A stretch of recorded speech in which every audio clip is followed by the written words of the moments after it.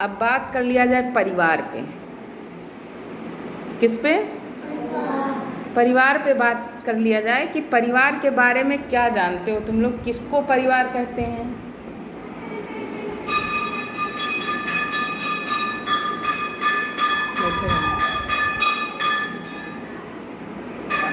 हमने क्या बताया था, परिवार किसे कहते हैं?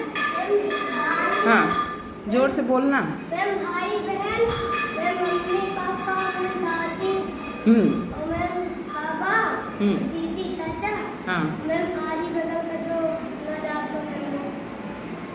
हाँ, वो भी तुम्हारा परिवार है। इनके कहने का मतलब आरी बगल का जो तुम्हारे बाबा दादी से बंट गए हैं,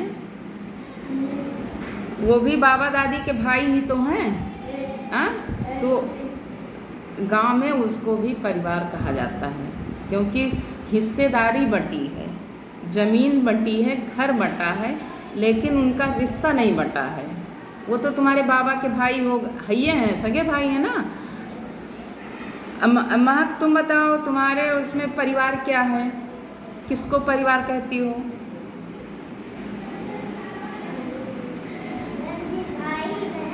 हाँ हाँ हाँ, गुड।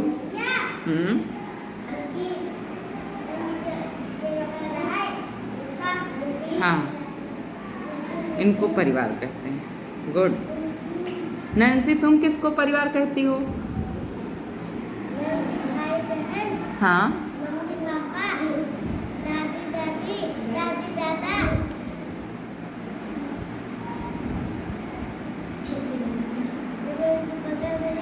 हाँ हाँ,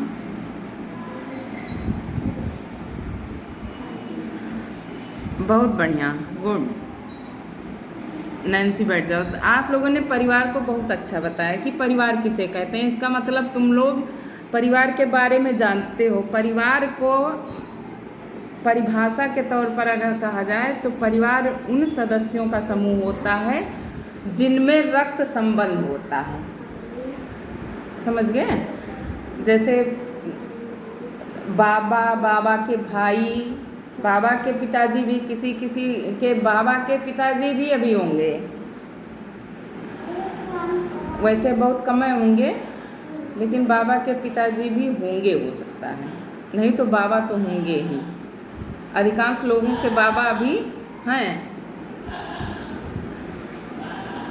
तो परिवार उन सदस्यों के समूह को कहते हैं जिनमें रक्त संबंध होता है।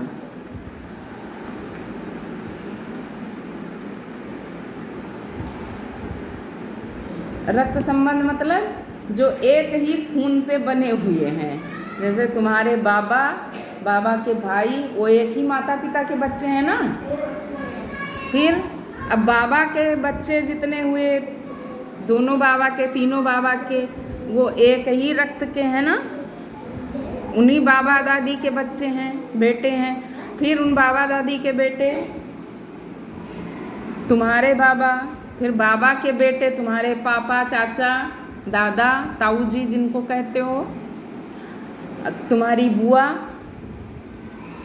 फिर उनके बच्चे तुम हो। किसके बच्चे हो? अपने पापा के।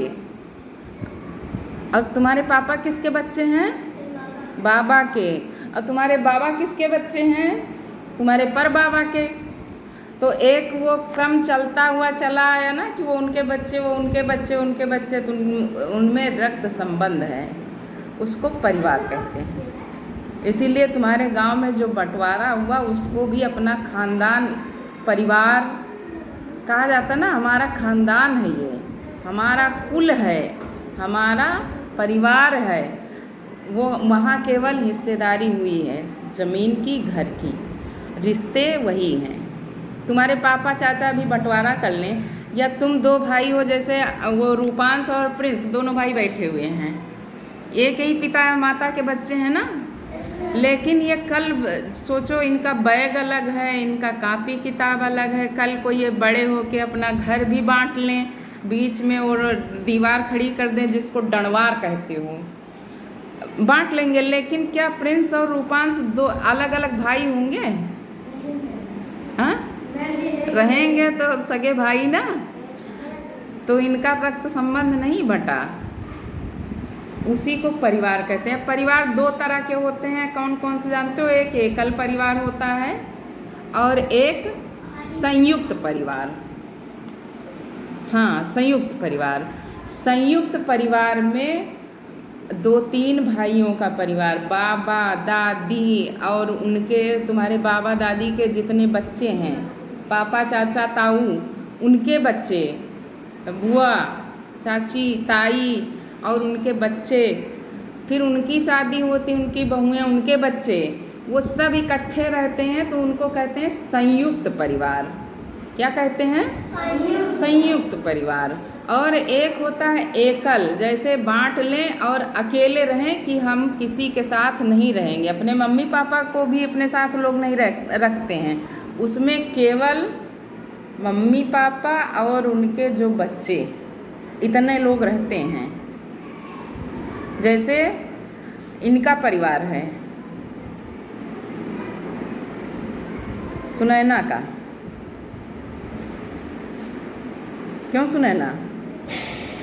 सुनैना के यहाँ बाबा दादी, बाबा इनके अलग रहते हैं, चाचा इनके अलग रहते हैं, चाचा का परिवार अलग रहता है। सुनैना केवल अपने मम्मी पापा के साथ रहती हैं। तो इनका परिवार कैसा हुआ?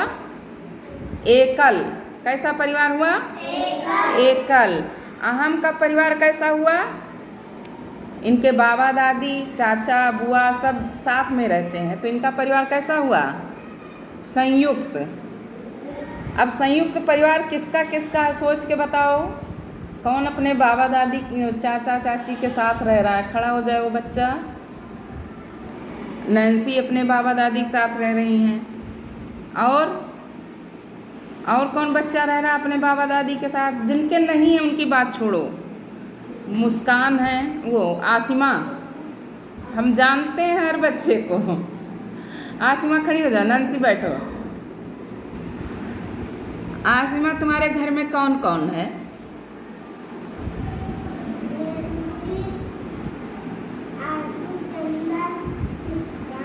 हाँ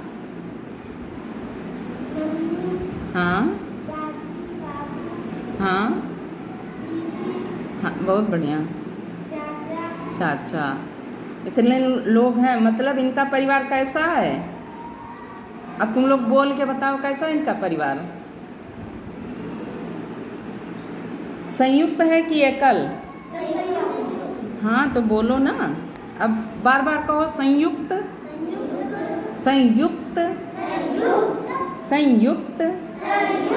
आसिमा का परिवार कैसा है? संयुक्त परिवार है। और आंचल, इनका सुनैना का परिवार कैसा है?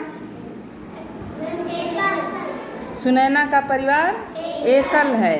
महक का परिवार कैसा है? एकल। क्यों एकल है, जरा बताओ महक।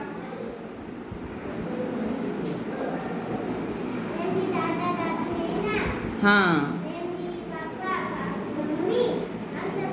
हाँ, बस पापा मम्मी और उनके बच्चे, इतना इनका परिवार है। तो इनका परिवार कैसा है? एकल है। अब जरा इसमें से संयुक्त कौन कौन, किसका परिवार हम जानते तो हैं, लेकिन खुद बताओ किस बच्चे का परिवार संयुक्त है? हाँ,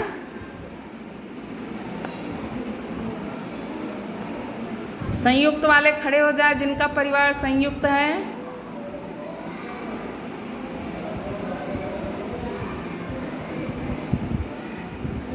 जिनके परिवार में बाबा दादी चाचा चाची ताऊ ताई सब साथ में रह रहे हैं।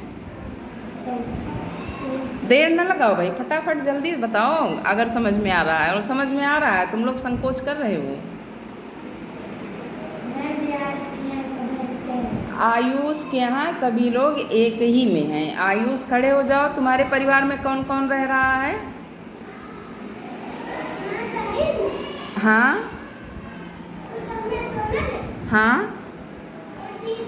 हाँ हाँ हाँ हाँ हाँ अरे वाह, इनके यहाँ देखो इतने लोग हैं, इनका परिवार कैसा है? संयुक्त।